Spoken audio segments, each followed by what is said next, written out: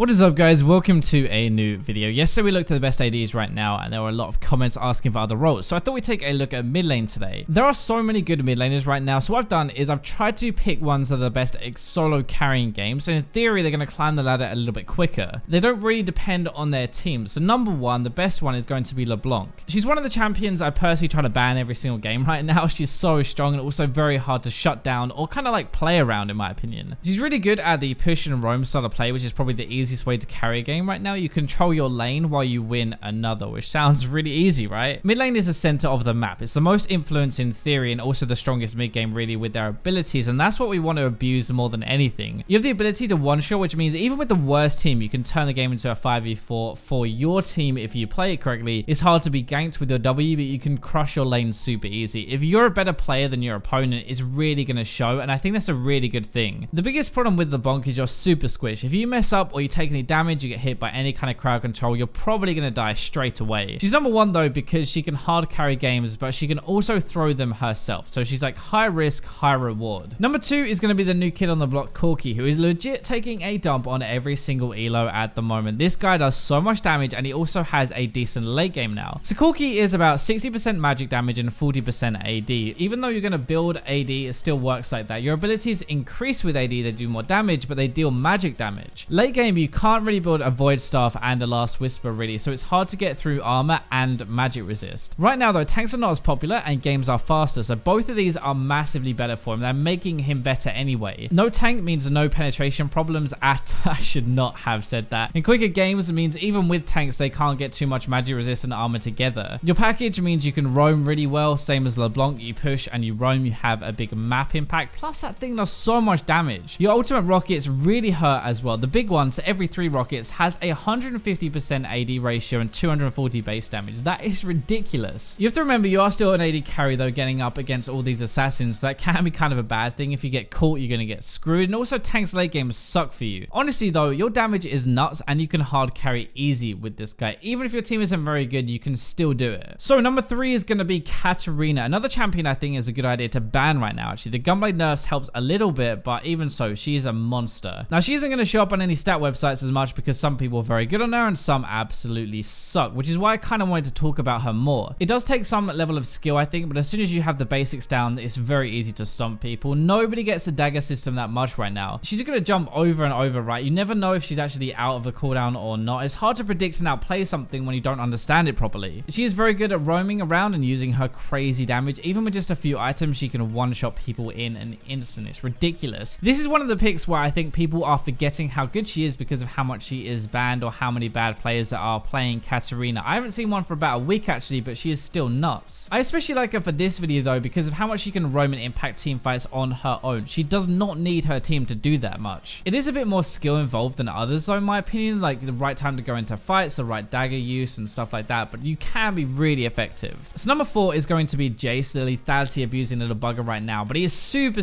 strong, and that's leaked over into mid lane from top lane. You have really good damage early into the game with lethality because basically it means that all base armor and armor from runes is non-existent. That's what makes them so deadly. The difference between him and other AD champions, he has the upfront burst jumping in more than before actually, in my opinion, but also has a long range poke as well. Especially mid game, that is very hard to deal with. It's hard to engage when you're getting chunked like half your health with 1 Q. In career right now, he is the best early win rate mid lane. If he gets a lead 1v1, then he moves that into the other lanes. You put an AD carry against a Ghost by Jace, and I think we know who is going to win that one. Late game, he is not amazing, but it's more about the snowball than anything else. In a high-low tier list, I don't think I would actually have put him here, honestly, but for solo queue, he is super good. You get a lead, and he can use that lead to win the game. That makes solo queue much easier. You do have these late game issues, as we said. You're not really as good anymore. Lethality kind of runs off a little bit. You're also AD, so if you have an AD jungle on top lane, that's really bad. If you get behind, you aren't going to be the best ever, but it's more of these picks where you get ahead like an assassin. You kind of one-shot people jumping in. You also have that poke there. So number 5, again, this is based on carrying a solo queue game. We're going to look at Zed. There are so many other good ones who could be at number 5, but I think Zed should be here in this patch. Zed can be useless, but he can also just hard carry a game if he gets ahead right now with lethality. He hasn't been around for a long time, to be honest, and people have forgotten how strong he is when he gets a lead. You have a decent lane phase, and your 1v1 potential is great. You shadow, you ult forward, and it's a very easy kill. If you reach that point where you can do that, it's basically over for the enemy mid laner. Your roaming is really good. You can push and easily dive as well with your ultimate ultimate to get back out of it. Bot lane is a very easy target, sadly. Lethality gives him a much bigger, earlier power spike than before. Now, it's hard to deal with that much damage that early into the game when he's also that slippery and dodging everything. Mid to late, you can run around, you can find people alone. It's one of those things where you can solo carry a game if you focus on getting ahead early and you're proactive with it. You actually move around the map and try and use your lead and kill stuff early into the game.